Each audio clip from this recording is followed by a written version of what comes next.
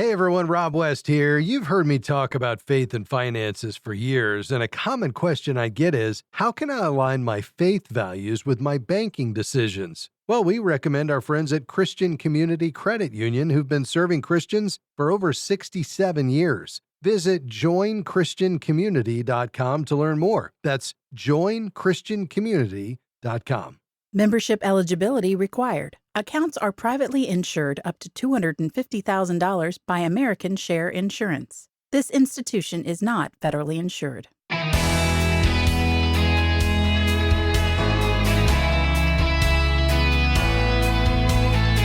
Beauty matters to painters, musicians, and photographers. But what does it have to do with investing? Hi, I'm Rob West. The Creation Account suggests that beauty lies at the core of faithful stewardship and investing as well. I'll talk about investing in beautiful today with Jason Myhre of the Eventide Center for Faith and Investing. Then it's on to your calls at 800-525-7000. That's 800-525-7000.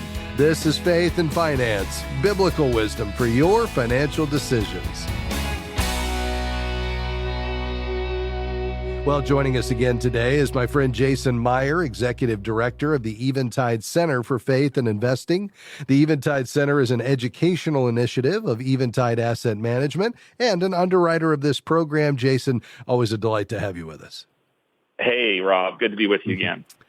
Investing, Jason, is a word we tend to associate, of course, with money, retirement, risk, and return, but rarely, perhaps if ever, do we think the words investing and beauty. So, Jason, why should we connect beauty with our approach to investing?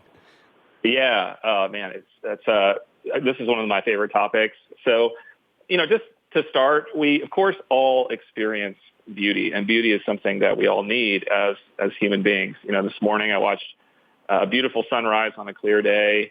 I enjoyed a pour over coffee from a specialty coffee roaster that was delicious. This weekend I watched a masterpiece movie from a Japanese filmmaker I like. And we all have these experiences, right, in our lives. We often, though, think about these beauty experiences as taking place during our leisure time. Yes. And so we tend to pair beauty with really rest and Sabbath. And so, we for example, take time to go to an orchestra performance, or on the weekend we hike the mountains or stroll along the beach. We might buy a bouquet of flowers to adorn our home. Rarely do we think about beauty in association with ordinary human work and therefore with things like business and investing. But beauty matters for our work. In fact, it's essential for our work. And I want to help make the case that it matters also for our finances and things like investing. Beauty is an essential characteristic of God's creation, and that makes it central to our work as stewards over God's good creation. Well, I love this idea. Let's talk about the place of beauty in creation, perhaps as a starting point. Jason, where do we see beauty in the Genesis account of creation, and how is beauty connected with work in creation? Right. So it's helpful to start first with God's work in creation and the connection of beauty there. So This is something we're very familiar with as Bible readers, and we just take it for granted that God is actually portrayed as a worker. He creates everything that exists. He creates, it says, the heavens and the earth, which is a way of saying everything. And everything that God makes is good. And this is something that the Genesis 1 account really wants us to see. It says 7 times in Genesis chapter 1 that creation is good. And the last instance of that, it says that the whole creation is very good. And in the Hebrew derivation, the word good is a word pronounced tov, and it's translated as good in our English Bibles. It's a word that's actually very rich with meaning. So it means, of course, moral perfection. So it's good in a moral sense. Creation is morally perfect. There's no evil. It's good in a functional sense. So creation is functionally excellent. It's useful for sustaining life in God's creatures. But one of the things we miss is that it's also good in a sense that it is surpassingly beautiful.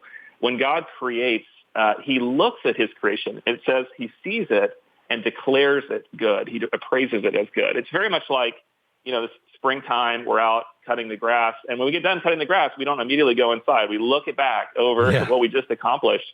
Yes. And we feel that it's good. We see it as beautiful. And that's the idea. It's this aesthetic, evaluative, pleasurable kind of experience that God had. And so one scholar actually says that a better translation of that word good would be actually a compound word, beauty good.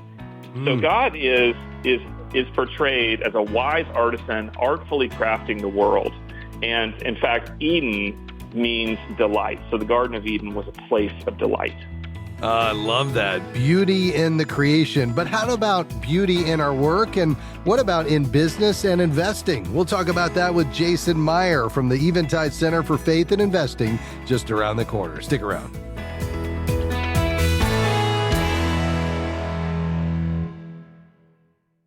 As 2025 approaches, we want to invite you to partner with us at FaithFi in equipping faithful financial stewards for the kingdom of God.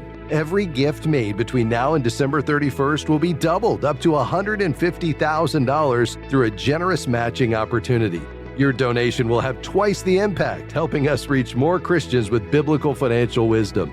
Make your year-end gift today by visiting faithfi.com and clicking Give. That's faithfi.com/give. Frustrated by your health insurance? Confused by the network restrictions and increasing premiums? There's a better way. Christian Healthcare Ministries. CHM is a Christian community delivering a faith-based solution to the high cost of healthcare. Take back control of your healthcare with the ability to choose a provider you trust with no network restrictions and savings of up to 40%. Learn more and enroll today at chministries.org/faithfi. That's chministries.org/faithfi. Grateful to have you with us today on Faith and Finance. I'm Rob West. Joining me today, Jason Myhre, Executive Director of the Eventide Center for Faith and Investing, an educational initiative of Eventide Asset Management and an underwriter of this program. Today we're talking about beauty in God's work, beauty in our work, but also beauty found in business and investing. And Jason, just before the break, you were talking about beauty as an essential aspect of God's work. But what about our work that He ordained us and created us to do? Where do we see beauty connected to our work in the creation account?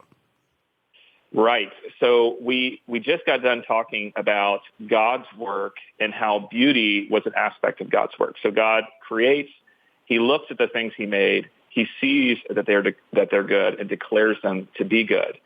It is actually into this context that God places humanity and then gives us our role to play, which is this gift of work that He gives us. Now, as we think about the beauty and majesty of God's creation, we think, who could add anything to it? And the Bible here is very surprising because it says that we are capable of adding to this beauty and goodness to the world through our work. The place that we see this is in Genesis 2:15. So God places humanity right there in that garden of delight, Garden of Eden, and gives us the gift of work. It says, then the Lord God took the man and placed him in the Garden of Eden to cultivate it and to keep it. Essentially, God placed humanity in this very good creation, and then the thrust of these instructions is that He's telling them to make it even better through the things that we make and that we add to the world. Yeah, which raises the question, if God's creation was already very good, essentially perfect, then how can we improve on it? Yeah, this is I would say this is just a really great insight that has come to me through books over the years, is that God's creation was absolutely perfect, but it's perfect in a very particular way, okay? So it's perfect, as I'll explain. It's filled with potential, okay? Let me explain. So we know that God made the world beautiful and good, as we've been discussing.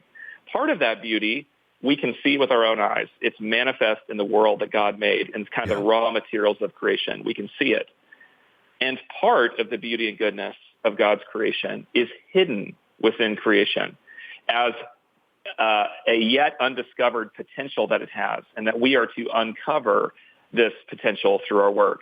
So the early church father, St. Augustine, described this potential as seeds. So creation has potential like seeds have potential. And it's the task of us, God's image bearers, to find this potential and through work to develop it and to bring it forth into new kinds of beauty and goodness that has been lying hidden within God's creation. So let me give you some examples just to illustrate this. Okay. A couple of easy ones. So bread and wine. God creates grain, and grain has always had the potential to become bread since the day that he made the wheat. God placed that potential there so that we would discover it and make it manifest through our work. Or grapes have always had the potential to become wine through our work. These are just easy examples of the way in which we have created new things, new good things out of God's good creation. Let me give you now maybe a sophisticated example, one that is relevant in the world of business and investing today.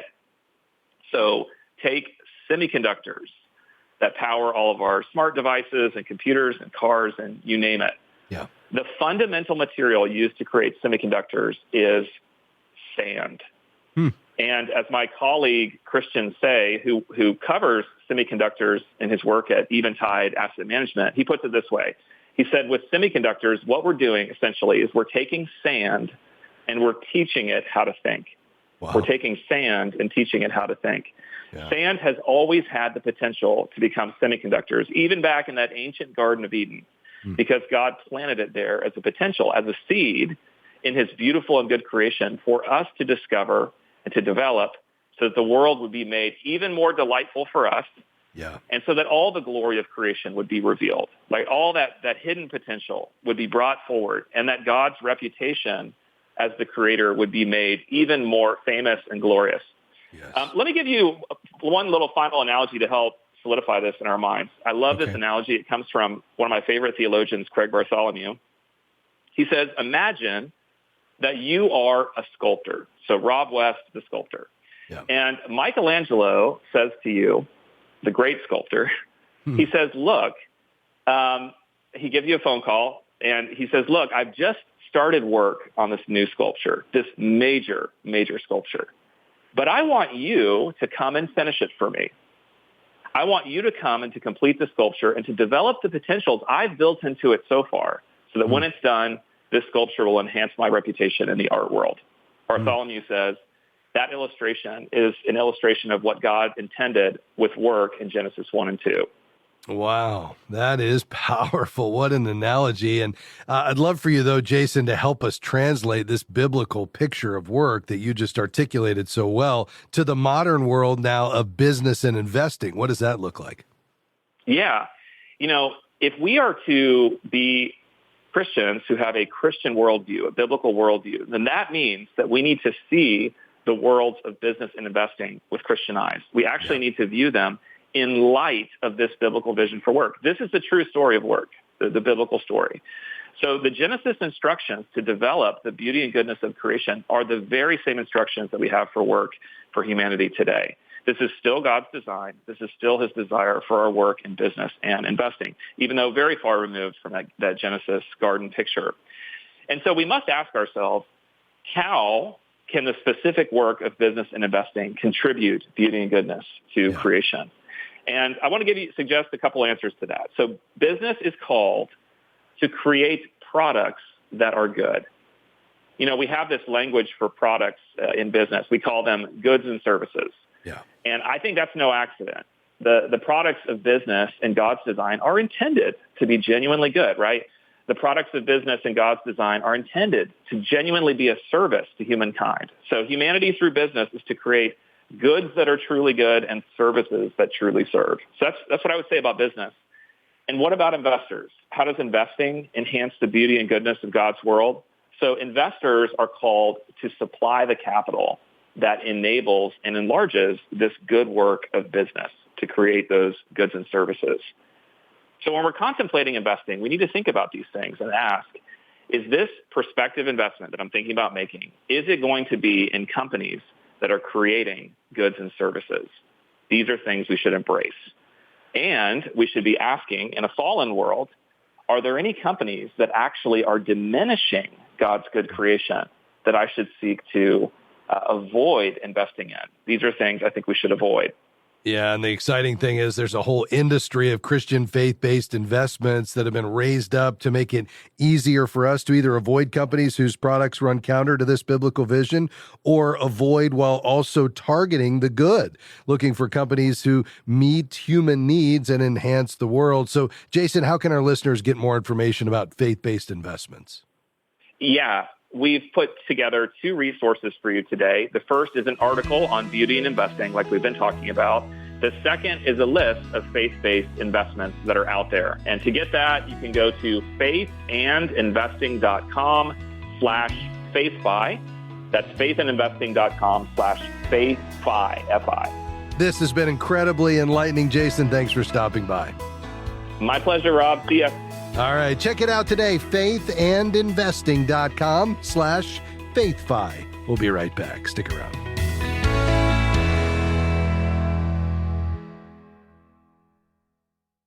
Have you ever wondered where your money goes when you deposit it in a bank? Christian Community Credit Union believes in helping advance God's kingdom through everyday financial transactions. For over 67 years, they have provided values-aligned banking solutions to thousands of Christians and ministries. Consider Christian Community Credit Union as your banking institution by visiting joinchristiancommunity.com. Membership eligibility required. Each account is insured up to $250,000. This institution is not federally insured.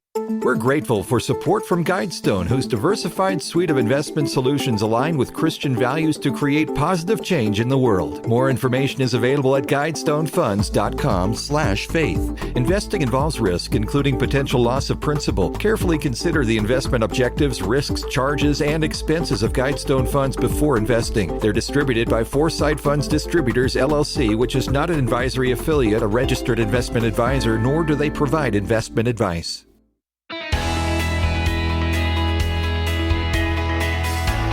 Thanks for joining us today on Faith and Finance, helping you see God as your ultimate treasure and money a tool to accomplish God's purposes. We want to help you manage it wisely and faithfully over your lifetime. You can call today with your questions, your very specific financial questions at 800-525-7000. We've got some lines open today, and we'd love to hear from you. Call right now, 800-525-7000.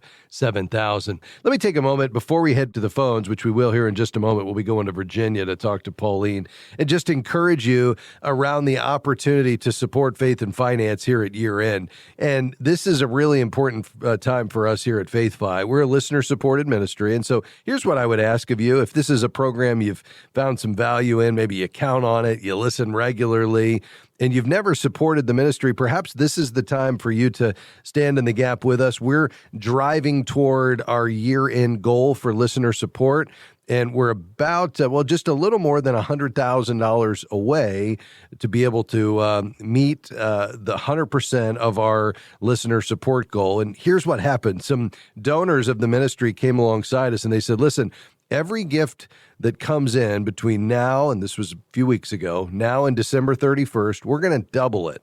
And we're going to make sure that you finish the year strong, but we're only going to release the money as the gifts come in from your listeners. And so we've got an opportunity for every gift right now to be doubled between now and December 31st, up to the remaining amount that's available in the match, which is a little more than $100,000. So if you would consider a gift, a small gift of $25 or $50, or a larger gift of $2,500 or $5,000, whatever you would be able to do, you can know that it'll be used to equip more stewards and it'll be doubled. Just head to faithfi.com and click give. You can give online, through the mail, or over the phone. That's faithfi.com and just click give. All right, we've got a few lines open, 800-525-7000. Let's go to Virginia. Hi, Pauline. How can I help? Yeah, Rob. I wanted to speak with you about my circumstances. I recently lost my husband this summer, who was 77 years old. I happen to be 71. I'm retired right now, trying to just figure out my financial picture going forward as just, taking care of expenses and having some of this liquid assets that I have, pretty much trying to figure out how to access that for, some growth for me as well as some income for me to meet just monthly expenses as well as to, go forward and hopefully carry that, into my future some. So, yes, and I can answer any of the questions, I guess, that you can guide me. I've talked to a couple people, advisors, got a couple different scenarios, and I guess I'm just kind of frozen and scared to do a little bit of anything. Yes. So. Well, I certainly understand that. Pauline, let me first say I'm so sorry to hear about your husband's passing. As you think about your role in managing what God has entrusted to you, I want this to be something that's joyful, that you can see as a blessing, as a tool to accomplish God's purposes, and for that not to have any part of, causing you to have any kind of fear or anxiousness over it. And yet, I know it's a big responsibility, and so you're feeling the weight of that. I think it's a good thing that you haven't made a lot of big, sweeping decisions here. I think you need to take a period of time just to take a deep breath, get your things in order, understand what you have, and, before you make some big decisions. I do like the idea of you having somebody that can walk alongside you, a financial professional who shares your values, who's a Christ follower, who can guide you, being a sounding board, but also, take some of that load off of you just in terms of making management decisions for the assets. Not that they would just make their own decisions based on their own accord, but getting to know you and understanding who you are and what God's doing in your life and what your income needs are and what your giving desires are and all of those things that could then inform a very well thought out and crafted investment plan that doesn't take any more risk than needs to be taken, but does seek to grow what God has entrusted to you appropriately, so that it's there regardless of, how long the Lord has you here, because clearly your calling doesn't have an expiration. And so we want these funds to last so long as you're here and the Lord still has more for you to do. So let me start there. Do you have an advisor, or have you and your husband had an advisor in the past that you could turn to? We had gone a couple times to different ones. We always went and listened, and then he never followed through with anything on that. Yeah. I did speak to an advisor, just kind of a meet and greet and get a little information from me as well as from him with one of the larger companies. And then I also have always been in insurance, auto and property insurance myself. And I spoke with, insurance agent recently that's advised me some on, annuities, like an immediate annuity, to maybe get some instant cash, coming in. Mm-hmm. And then going from there with what I do have to maybe project that into the expense piece. And then, like I said, to try to take the other to grow that. But those are the only two that I've talked to. Got it. And I get this courage and then I get the nerves. So I just haven't proceeded forward too much right now with any of that. Okay, well, that's helpful. Well, one option you may want to consider is we've got about 1,600 certified Kingdom advisors around the country. There's a number of them right there in Virginia, and you could perhaps talk to one or two or three of those and just see if one is just a really good fit in terms of just a relational compatibility and just I think you'll get a sense of who you ultimately should work with just based on a peace of mind and a comfort level. But at least you'd know that these are folks that, have had a pastor and client reference and a regulatory review, and they've been trained to bring a biblical worldview, and they have signed a statement of faith and have a code of ethics that they're bound by. And it can just really bring God's heart to bear from the scriptures alongside really competent professional financial advice. And so your starting point will be, much further down the road in terms of compatibility when you choose a CKA. I think, the options for you at this point are you certainly could go with an annuity, which would give you immediate income. They're not I'm not the biggest fan of annuities. I'd rather you keep that money more liquid and available. So if you needed it for long-term care or something like that, you'd have full access to it. And then manage the risk levels with the investments. And so you'd find an advisor that can make sure that, number one, we work out your cash flow and your budget and know exactly what you need to, you're spending every month. Make sure you have the proper insurance coverages in place. Sounds like you got that covered. Make sure you have 6 months to maybe 12 months liquid and in cash. And then with what's truly left over to grow so that you can create an income stream to live on, that we're not taking any more risk than you absolutely need to take, which, at 70, I would probably be thinking of no more than 30% in stocks and probably 60 to 70% in bonds and maybe some precious metals. But again, I think a CKA could be really helpful in doing that. So that would be my next step. Find a CKA at faithfi.com. I also want to send you a book called Wise Women Managing Money by Miriam Neff, who wrote this book for women just like you after their husbands pass away, that I think could be a real encouragement to you. So let's start there and then call me back with any questions along the way. Hold on the line. We'll get that book out to you. God bless you. Thanks to my team today, and thank you for being here. We'll see you tomorrow. Faith and Finance is provided by FaithFi and listeners like you.